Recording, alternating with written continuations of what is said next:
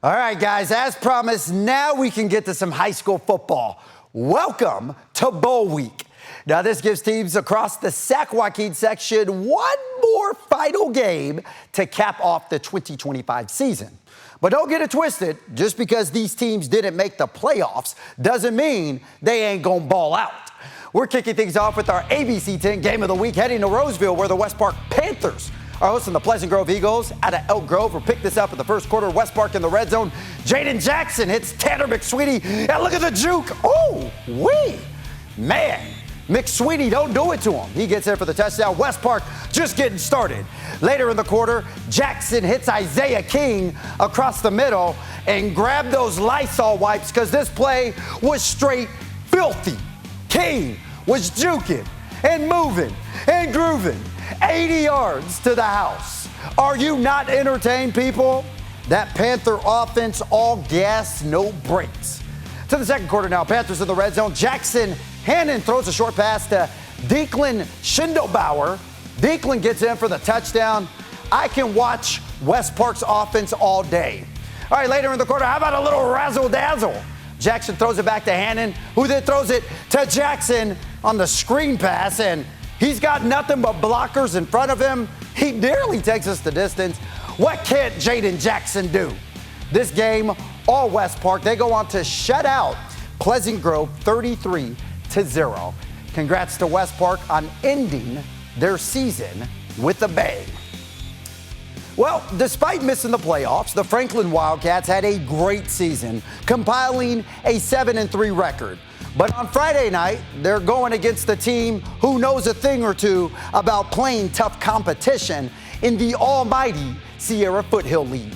We're heading to Whitney High School in Rockland, and we had a battle of the Wildcats as the Whitney Wildcats hosted the Franklin Wildcats. May the best Wildcat win. Now, right when we walked in the stadium, Whitney scored a touchdown. Even though I missed the touchdown, I got to something better. Every time Whitney scores, this guy does 7 push-ups. All right, to the game. Franklin ball.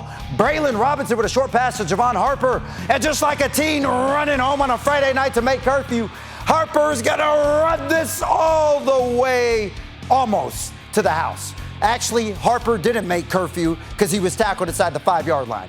Didn't matter, though. A few plays later, Robinson connects with Harper for the touchdown. Those two are a dynamic duo. Now, later in the first quarter, Whitney claps back. Cash Stevens takes the handoff, and I'm just going to call him Cash Money because he nearly takes this the distance. He was brought down inside the 10-yard line.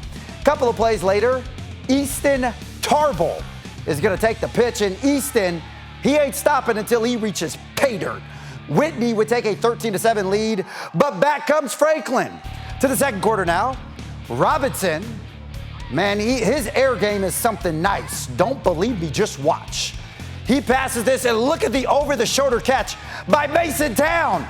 Oh, you fancy, huh?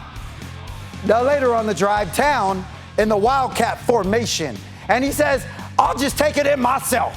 He runs this in for the touchdown.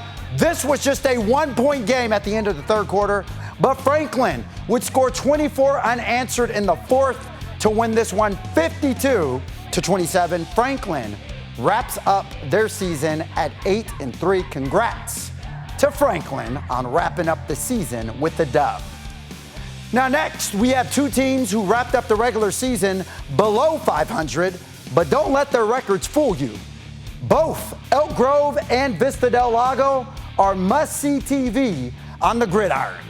We're heading to Elk Grove High School, where the Thundering Herd welcome in the Vista del Lago Eagles out of Folsom. Both teams looking to end their season on a high note. We'll pick this one up in the first quarter. Vista del Lago ball.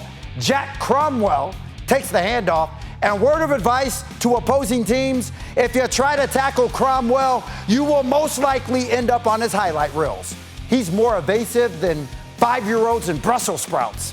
He gets there for the touchdown. Vista del Lago is on the board, but Elk Grove would clap back. Here in the second quarter, Chase Dyer going deep. And like a good neighbor, Mark Toledo is there. And Toledo will take that in for the touchdown. Elk Grove would take a 21-7 lead.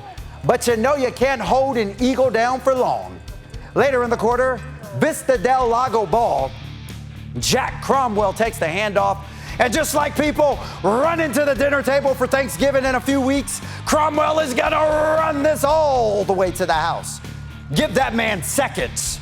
Vista Del Lago comes back to win this one 38-28. All right, we're going to keep this show going. I'm not tired yet. The Sacramento Dragons were one of the few teams who concluded the regular season with a winning record, but missed out on the playoffs. But Friday night, they're going against the Nevada Union squad, who's hungry for a victory. We're heading out to Grass Valley. Give it up for the world-famous Nevada Union marching band, making it funky. The Miners welcoming in the Sacramento Dragons. We'll pick this one up in the first quarter. Sac high ball, LeBron James Radcliffe hits DeMarie Taylor across the middle, and Taylor, you could throw the deuces in the air because he gone. Dragons would take an early 7-0 lead, and James Radcliffe just warming up later in the first. He throws an absolute dime to DeMarion Boyd for the touchdown. Sac High would race out to a 21-0 lead, but here comes Nevada Union. In the second quarter, Brandon McCollum takes the handoff. He takes us up the gut, and the Miners are on the board. Later in the quarter, Miners strike again. It's deja vu. McCollum takes it up the gut again for another score. Nevada Union ain't going down like no punks. They would come back and make this a game, but Sacramento able to escape with the 35-34 victory. What a game, I tell you. Congratulations to all of our teams who won on Bowl Week. And just want to remind you guys that playoffs kick off next Friday for all of our high school football teams. So be sure to tune in here next Friday night for a recap of all of those games throughout the Sac-Joaquin section.